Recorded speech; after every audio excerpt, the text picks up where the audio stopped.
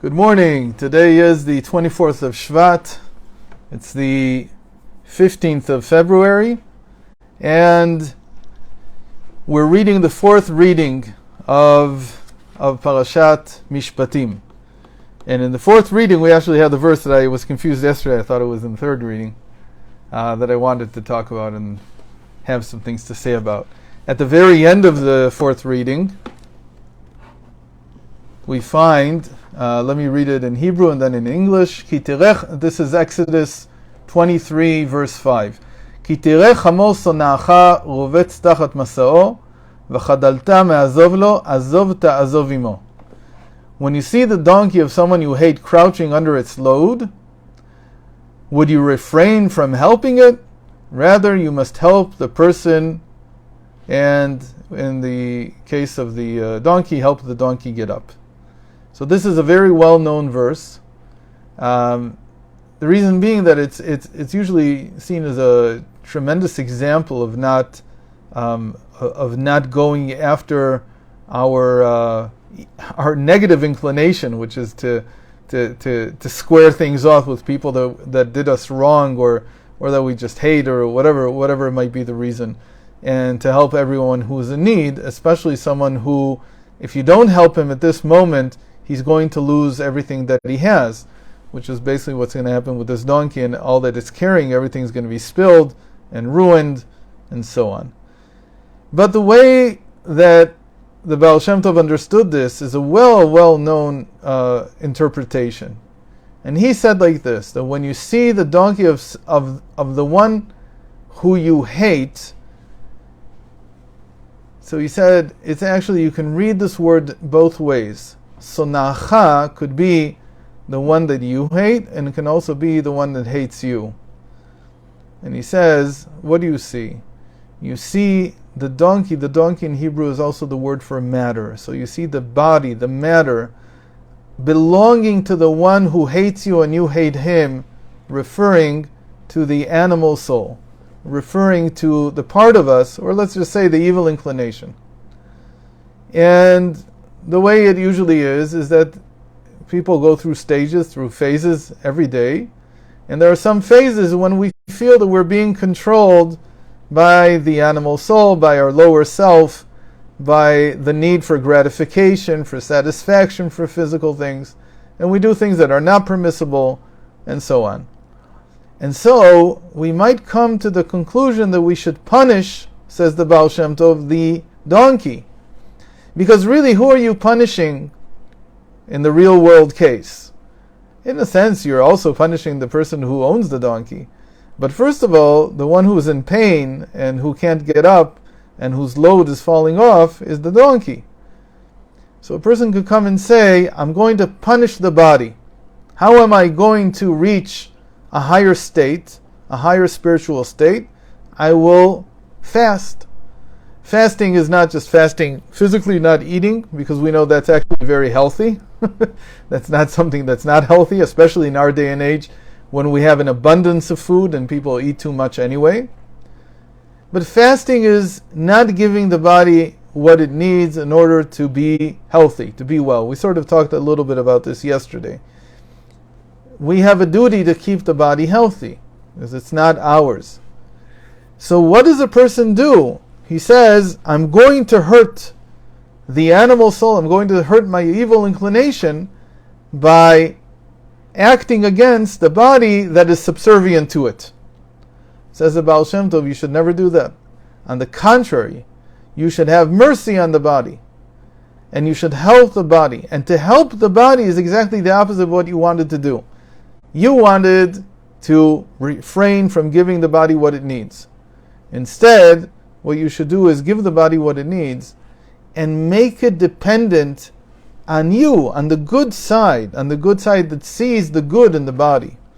Now this is a tremendous reconciliation. You have to understand that for generations, it wasn't just in Judaism, it was everywhere, it's around the world, and it's still this way in many other forms of religion, that people are flagellating or hurting themselves in different ways, trying to achieve a higher spiritual level.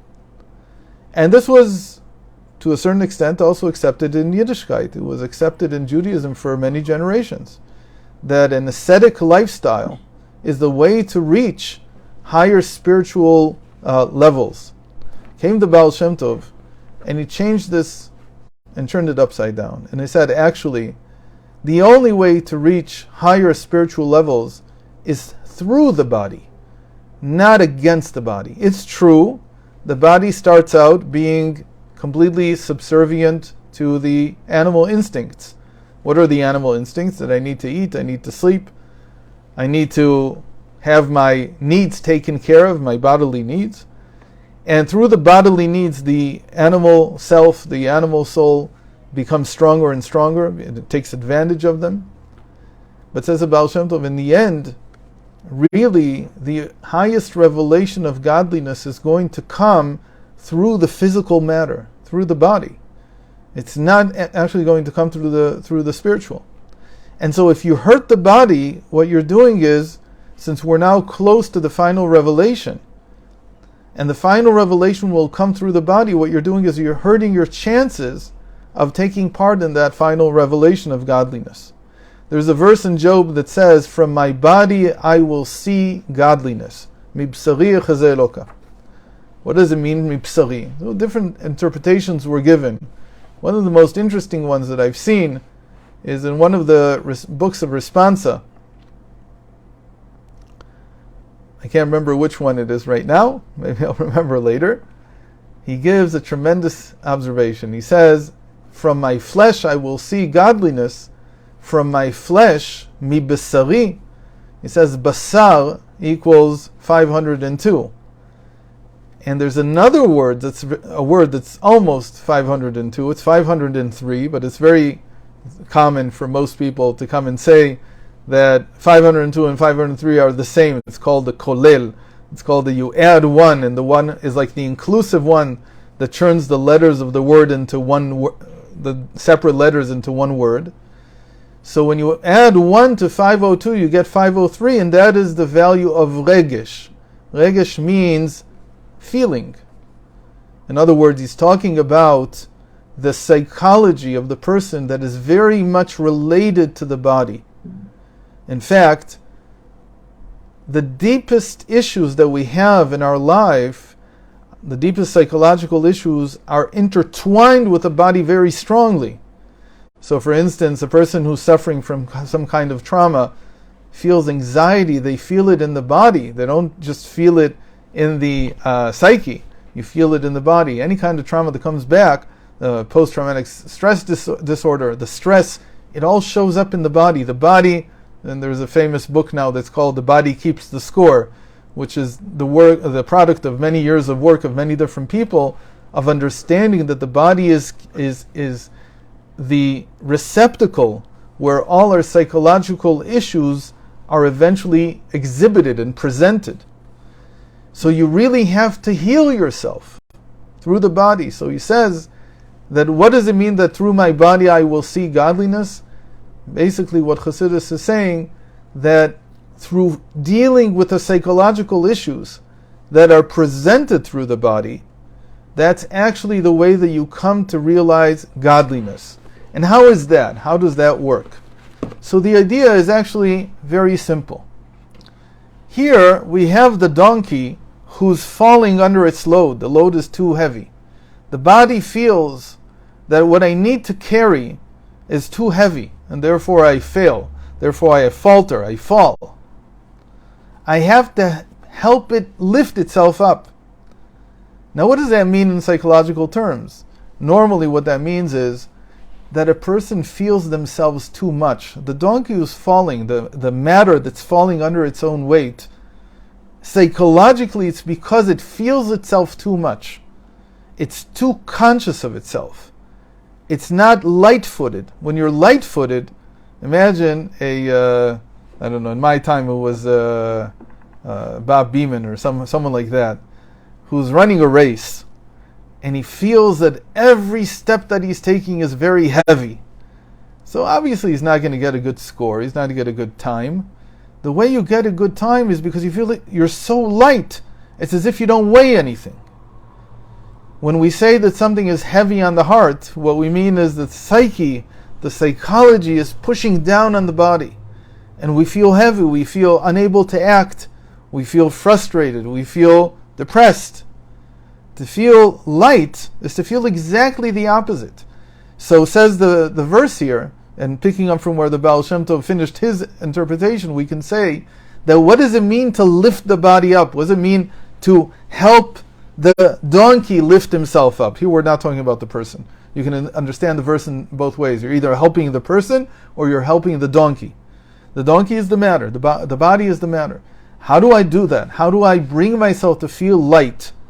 And the simple answer is that the sages already said, and I try to repeat this as much as I can because it's a very misunderstood statement, that the Mashiach, the Messiah, comes behesech hada'at, when you're not paying attention.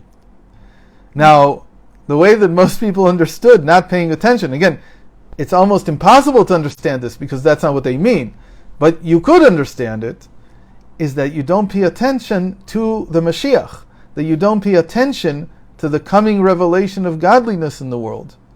But that's exactly the opposite. You should pay attention. The 12th principle of faith of Maimonides is that I wait for the Mashiach and every day I await him consciously. I understand that I have complete knowledge that this is what's about to happen, that this is coming. I certainly don't divert my attention from the Mashiach, from the redemption. So what does it mean that the Mashiach only comes when you stop paying attention? The true meaning was when you stop paying attention to yourself. When you stop paying attention to yourself, you find amazingly that you're very light. That really what keeps us down and what puts us into depression, what makes it difficult for us to act during the day, is the fact that we're constantly self-conscious. We're constantly focusing on our own needs. The moment that the person stops focusing on himself and he focuses on the people around him, that's what you have all the ability that you have. Not in order to fulfill your own needs, but rather to fulfill the needs of others. That's when you start lifting yourself, lifting the body, making it easy to function, feeling lighthearted, and making it easy to go through the day. And so that's our thought for today, and I hope to see you again tomorrow. Have a great day. All the best. Thank you. Thank you, Rabbi. Thank you.